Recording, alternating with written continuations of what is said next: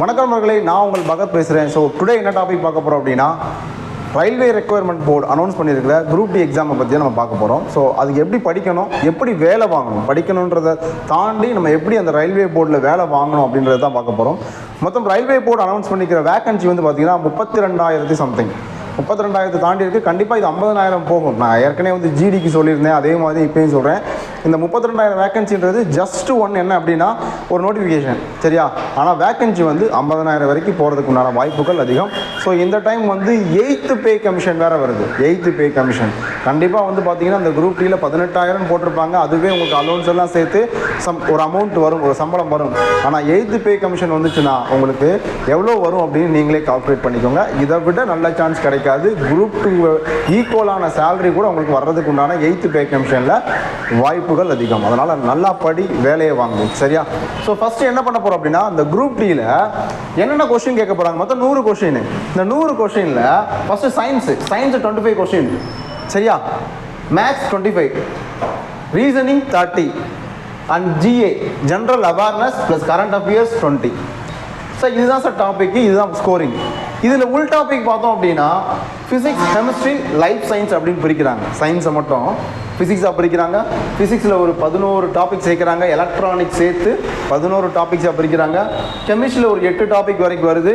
Balance ஒரு 11 topic வந்து life science, பயாலஜின்னு சொல்கிறோம் பார்த்தீங்களா, இங்கே வந்து லைஃப் சயின்ஸ்னு சொல்லி வச்சுருப்பாங்க. எப்போயுமே அது வந்து லைஃப் சயின்ஸ் வச்சுருப்பாங்க. அதில் ஒரு 11 டாபிக். ஸோ இந்த ஓவரால் பார்த்தோம் அப்படின்னா 25 கொஸ்டின்ஸ் வரும், சரியா? ஸோ 25 எப்படி நம்ம கவர் பண்ணுறது அப்படின்னா அதுக்கு உண்டான மெட்டீரியல் இருக்கும். சிலபஸ் வைஸாக படிக்கணும்.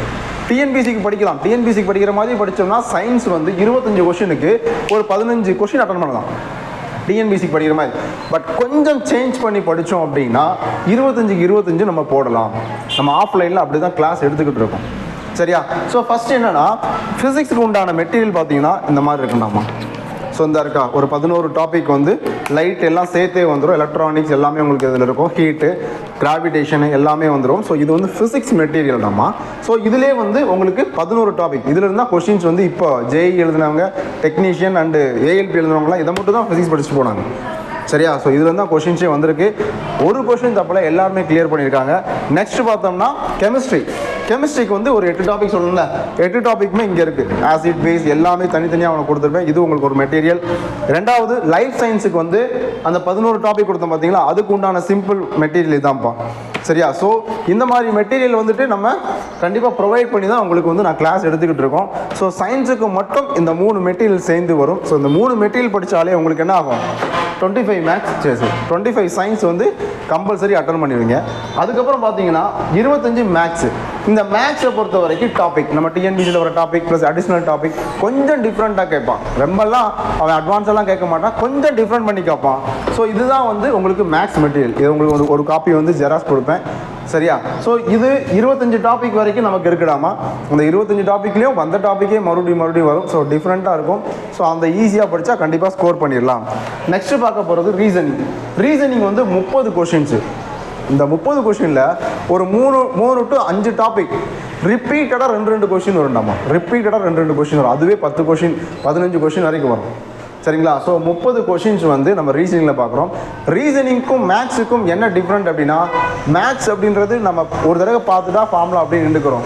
ஆனால் ரீசனிங் அப்படின்றது மாறி ட்விஸ்ட் வச்சு ஒரு சப்ஜெக்டை மறுபடியும் ஒரு டாப்பிக்கை வந்து மாறி நம்ம டெஸ்ட் போட்டு பார்த்தா மட்டும் தான் உங்களுக்கு ஈஸியாக அது புரியும். ஸோ அதுக்கு உண்டான மெட்டீரியல் இந்த இருக்கடாமா. இது ஜெராக்ஸ் போட்டு உங்களுக்கு அனுப்பிச்சி விட்ருவோம், சரியா? நெக்ஸ்ட்டு பார்க்க போகிறது பார்த்தீங்கன்னா general awareness and current affairs. இதில் 20 கொஸ்டின்ஸ் வரும். இந்த 20 கொஸ்டின்ஸ் எங்கேருந்து சார் வரும் அப்படின்னா சோசியல் சயின்ஸை வந்து நம்ம ஹிஸ்ட்ரி, பாலிட்டி, எக்கனாமிக், ஜியாகிரஃபி இந்த மாதிரிலாம் பிடிச்சிருப்போம். ஜிடிபி எல்லாம் இதில் வந்துருக்கு கொஸ்டின்ஸ் பார்த்தீங்கன்னா. அந்த ஏஎல்பி எல்லாம் பார்த்தீங்கன்னா ஜிடிபியில் நிறைய கொஸ்டின் வந்திருக்கும். ஹிஸ்ட்ரினாலே உங்களுக்கு டெல்லி சுல்தான் அதை கொஞ்சம் ஹிஸ்ட்ரி வந்து மாடுலேஷனை கொண்டு வந்துக்கிட்டே இருக்காங்க. பாலிட்டி, எக்கனாமிக், ஜியாகிரஃபி, ஸோ இதெல்லாம் சேர்த்து அண்டு கரண்ட் அஃபேர்ஸ் அப்படின்றது என்ன கொண்டு வரான்னா, இந்த ஆசிய விளையாட்டு போட்டிகள், இந்த விளையாட்டு இப்போது ஒரு டாபிக் எடுக்கிறான்னா அந்த எக்ஸாம் ஃபுல்லாக அந்த டாப்பிக்லேருந்து வெவ்வேறு கொஸ்டின்கள் வந்து கொண்டிருக்குது. ஒலிம்பிக் எடுத்தோன்னா ஒலிம்பிக் சார்ந்த கொஸ்டின் வந்துகிட்டே இருக்கு. ஆசிய விளையாட்டு போட்டினா அது சார்ந்து வந்துகிட்டே இருக்கு. ட்ரோஃபி கேட்டோன்னா அது சார்ந்த ஒரு ட்ரோஃபி கொஸ்டின் வந்துகிட்டே இருக்கு. ஸோ விளையாட்டு போட்டிகள், அடுத்து இந்த போஸ்டிங்ஸு, இணை அமைச்சர்கள் யார் பதவி ஏற்றிருக்கா, எந்த மாநிலத்தில் எந்த அமைச்சர் இருக்காரு, இப்போ நம்ம நாட்டில் தமிழ்நாட்டில் இருந்து யார் ஆளுநராக இருக்கா, ஸோ இந்த மாதிரியான கொஸ்டின்ஸ் வந்து நம்ம நிறைய எதிர்பார்க்கலாம் கரண்ட் அஃபேர்ஸில். ஸோ இதுதான் வந்து என்னது நம்ம ஆர்ஆர்பிக்கு உண்டான சிலபஸ் அண்டு மெட்டீரியல். டோட்டலாக பார்த்தோம்னா நமக்கு ஜிஎஸ்க்கு வந்து இந்த மாதிரி உங்களுக்கு ஆல்ரெடி எல்லாம் கொடுத்துருப்பேன், அந்த மாதிரி மெட்டீரியல் கொடுத்துருவேன்.